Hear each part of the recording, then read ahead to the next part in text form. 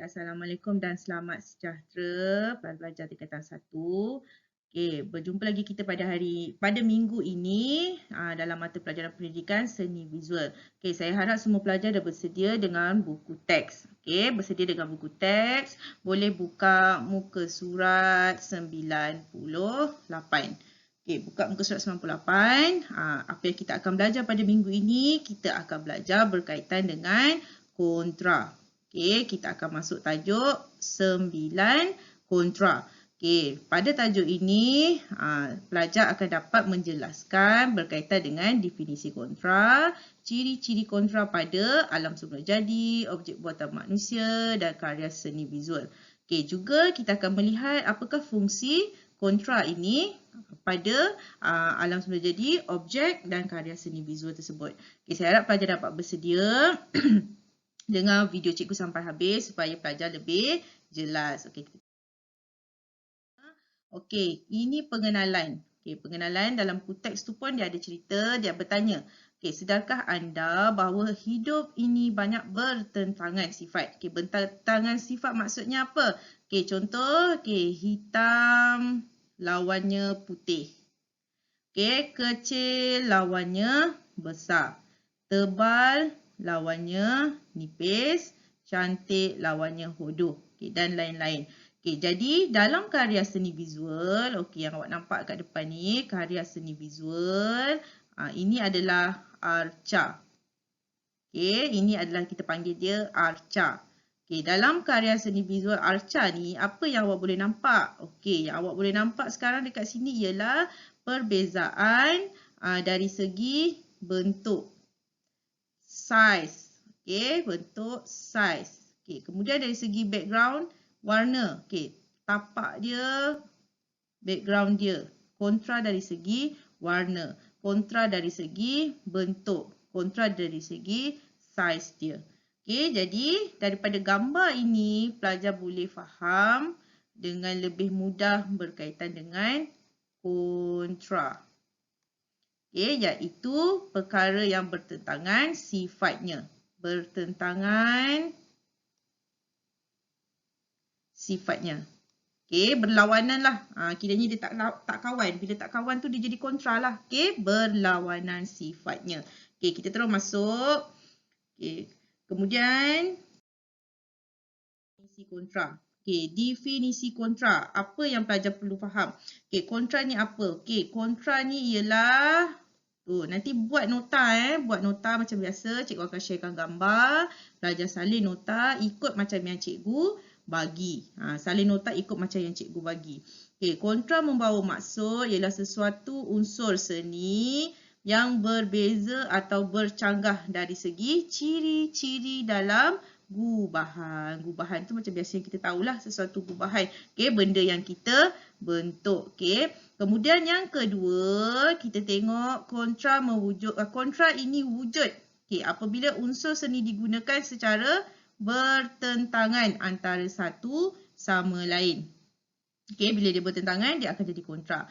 Kemudian kontra ini juga dikaitkan dengan penegasan. Penegasan di mana jika kadar kontra tu tinggi, dia akan mewujudkan penegasan yang lebih jelas. Boleh rujuk buku teks. Boleh rujuk buku teks, boleh tengok dengan lebih jelas. Ini nota yang cikgu dah ringkaskan untuk awak. Seterusnya tengok ciri-ciri kontra. Tadi yang pertama, yang kedua kita akan tengok ciri-ciri kontra. Yang ini awak boleh tengok pada muka surat yang sama, 98. Gambar tak perlu salin. Gambar tak payah salin. Pelajar cuma perlu salin dia punya ciri-ciri. Salin ciri-ciri dia. Nak print tak ada masalah, tapi kalau boleh saya nak pelajar salin, tulis supaya pelajar ingat. Jadi ciri-ciri kontra ada 3. Alam semula jadi, objek buatan manusia dan karya seni visual. Pada alam semula jadi, kita tahulah haiwan, tumbuh-tumbuhan itu adalah semula jadi. Jadi kita tengok pada haiwan zebra. Kuda belang. Kuda belang kontra pada garisan pada badan dia ni. Kemudian buah buahan ni dekat pokok. Okey, kontra dari segi warna di mana daun hijau buahnya warna merah supaya kita tidak keliru. Setiap yang dicipta tu mesti mempunyai sebab dia. Okey, kemudian kita tengok objek pada buatan manusia. Okey, kontra pada segi tempat duduk. Tempat duduk, tengok meja bulat, kerusi bentuk square. Okey, kemudian kita tengok daripada saiz. Okey, ini tengok. Berbeza. Okey, teko dia berbeza saiz. Jadi, kontra daripada segi saiz. Okey, dalam karya seni visual, kontra pada jalinan. Ini kontra pada jalinan, ini adalah anyaman lah, sulaman. Okey, ini pada sulaman. Okey, yang ini pada karya batik. Rupa, kontra dari segi rupa. Di mana background belakang dengan objek bahagian depan, kontra, berlawanan, bertentangan. Okey, jadi saya harap pelajar boleh faham. Okey, salin nota ni buat kemas-kemas berwarna. Okey, seterusnya kita tengok kepada fungsi kontra. Okay, tadi kita dah tahu ciri-ciri dia. Jadi apa fungsi kontra ni? Apa yang kita boleh faham? Okay, fungsi kontra ni yang ketiga, okay, kita lihat pada karya seni visual. Okay, karya seni visual, ini adalah lukisan. Okay, lukisan catatan. Okay, kontra ini menimbulkan kesan penegasan dalam gubahan karya seni visual. Warna, bentuk, nampak? Bentuk, warna dia. Okay, kemudian yang ini cat minyak canvas. Okey, yang ini pun catatan. Masih lagi dalam karya seni visual. Kontra ini wujud pada gubahan pelbagai saiz. Nampak? Buah oren, buah pisang. Okey, jadi dekat situ bila kita nak melukis, kita nak berkarya, kita masukkan pelbagai jenis saiz, pelbagai jenis warna supaya menampakkan kontra. Okey, nampak apa mesej yang kita nak cuba sampaikan.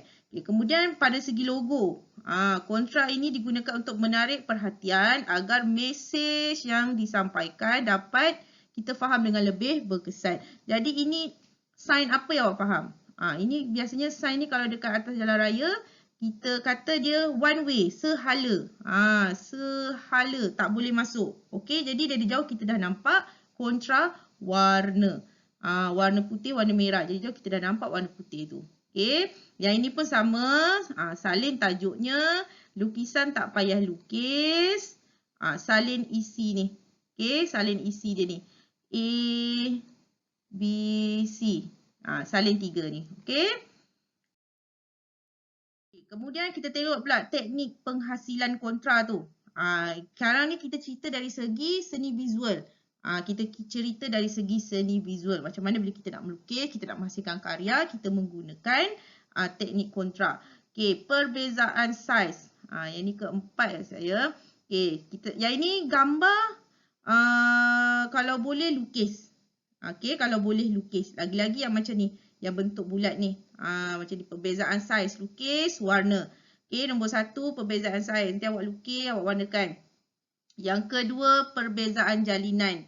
Okey, lukis, tiru balik. Ketiga, sifat garisan. Daripada garisan yang lurus, ada garisan yang melingkar. Garisan beralun. Okey, kemudian yang keempat, dari segi rupa. Kalau yang pertama, segi saiz. Okey, kecil, besar. Okey, yang keempat ni, dari segi rupa. Rupa bulat dengan rupa pentagon. Okey, kemudian 4. Yang kelima, dari segi warna. Warna, gambar ikan dengan belakang. Yang ini terpulang pada awak. Awak nak lukis gambar apa? Mungkin awak nak lukis gambar 4 segi. Awak letak bulat dekat dalam. Warnakan bulat, warna merah. Okey, kemudian belakang dia awak warnakan kuning. Pun boleh. Jadi saya rasa saya boleh tahu siapa pelajar yang tengok video saya sampai habis. Kalau pelajar tu dia tengok video saya sampai habis, dia tahu macam mana nak buat nota tu lebih mudah. Sebab saya dah guide dekat sini, saya dah bagi tahu. Okey, memudahkan pelajar. Saya tak nak juga pelajar buat tanpa ada guideline. Okey, kalau saya terus bagi pelajar salin nota tanpa saya terangkan, nanti pelajar pun tak boleh nak faham. Okey, keenam, okey, salin perbezaan arah kiri kanan. Okay, yang ketujuh dari segi bentuk. Okey, bentuk terpulang. Kalau rasa tak boleh lukis bentuk teko cawan ni, lukislah gambar. Okey, saya buat contoh kat sini Okey, awak lukislah gambar 4 segi, buat kotak dia. Dia kata dari segi bentuk. Okey, bentuk awak lukis gambar silinder. Okey, lepas ada gambar silinder, awak lukis gambar sfera. Lepas tu warnakanlah. Okey, warnakan supaya nampak realistik. Okey, perbezaan dari segi bentuk. Okey, jadi saya harap pelajar boleh buat nota yang saya minta dan boleh fahamlah. Dah siap salin nota, ada dalam 4-5 muka surat sahaja. Saya nak pelajar buka modul. Okey, modul muka surat 54. Okey, muka surat 54. Okey, jawapan ni nanti cikgu akan share. Cikgu akan bagi, pelajar tinggal salin sahaja. Salin isi je tempat kosong. Okey, gunting, tampal dalam buku nota. Gunting, tampal dalam buku nota. Ambil gambar nanti, upload sekali dengan nota yang awak dah buat. Okey, yang ini TP1 dan TP2. Siap buat TP1, TP2 pelajar dah boleh dapat. Okey, kemudian yang terakhir sekali, latihan modul muka surat 55. Tadi muka surat 54, kita dah gunting tampal, betul? Okey, jadi muka surat 55 ni, saya nak pelajar buat dalam buku. Okey, tadi kita dah tampal kan? Dah tampal. Okey, jadi sebelah dia kita buat nota ni. Okey, gunting, cari gambar. Dia kata cari gambar yang berunsurkan kontra pada majalah ke, surat khabar ke, internet ke, apa-apa je lah. Mana-mana yang ada di sekeliling pelajar yang ada gambar. Paling mudah pelajar tolong, ni boleh cari ni. Katalog. Katalog Ironbit ke, Econsave ke. Okey, dekat situ ada macam-macam jenis gambar. Jadi pelajar boleh tengok perbezaan dari segi bentuk. Lagi pelajar boleh tengok perbezaan dari segi warna. Lagi last perbezaan dari segi bentuk dan saiz, warna, rupa. Perbezaan dari segi rupa. Cari gambar, tampal. Dah tampal, ambil gambar, kemudian boleh send dekat saya. Okay. Link untuk hantar tugasan saya akan bagi setiap kali kelas. Okay, jadi nota ni saya akan uploadkan dalam Telegram. Seminggulah, maksudnya saya akan bagi hari Ahad. Jadi pelajar kelas lain boleh ambil lah masa. Kalau ada masa nak buat, boleh buat terus. Jadi katalah kelas awak hari Rabu. Okay, jadi bila hari Rabu saya akan bagi link kehadiran dan saya akan bagi link untuk hantar nota. Jadi pelajar tinggal hantar nota sahaja dan latihan semua dah siap. Okay, saya cuba nak memudahkan pelajar supaya tidak terlalu tertekan dengan kerja sekolah yang banyak. Okay, jadi saya bagi nota saya dah siap-siap buat. Pelajar cuma tiru dan salin sahaja.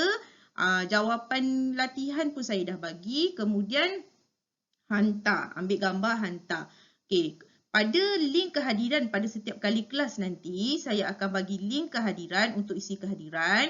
Okay, video penerangan saya ni dan saya akan ada bagi dalam 5 soalan pengukuhan. Maksudnya saya nak tahu pelajar tu dia tengok ke tidak video saya, dia selak ke tidak buku teks. Okay, soalan yang mudah saja saya akan tanya. Jadi saya harap pelajar boleh jawab. Okay, jadi markahnya kena penuh baru saya boleh kira pelajar hadir dan pelajar dapat tahap penilaian TP3 saya untuk mata pelajaran PSV minggu ini. Saya harap pelajar boleh faham kenapa cikgu suruh buat latihan, kenapa latihan yang cikgu minta tu mesti kena betul semua. Kenapa? Okay, sebab bila kita salah, kita kena belajar daripada kesilapan. Okay, kita ulang kaji, tengok jawapan apa yang paling betul. Okay, sebab ini latihan yang boleh open book, boleh tengok buku. Sepatutnya tak ada sebab pelajar tak nak cuba untuk dapat markah penuh. Kalau waktu periksa, kita tak boleh tengok buku. Jadi markah kita kurang. Okay, sekarang markah tu dah tahu kurang. Okay, tengok buku, tambah markah supaya dapat lulus. Okay. Untuk minggu ni, itu sahaja. Okay, tajuk 9, kontra. Okay, jadi nanti kita jumpa lagi minggu depan dengan tajuk yang baru. Okay, saya harap pelajar dapat duduk di rumah, buat kerja sekolah dan terus bersemangat. Okay, jangan putus asa, teruskan bersemangat untuk PDPR. Okay, Assalamualaikum dan selamat sejahtera. Bye.